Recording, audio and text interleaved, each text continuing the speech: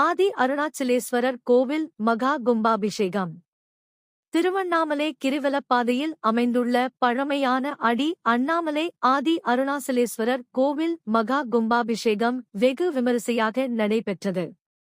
யாகசாலை பூஜைகள், வேத மந்திரங்கள் முழங்க ராஜகோபுரம் மற்றும் விமான கலசங்களுக்கு புனித நீர் ஊற்றப்பட்டு பக்தர்கள் அரோகரா கோஷத்துடன் தரிசனம் செய்தனர்.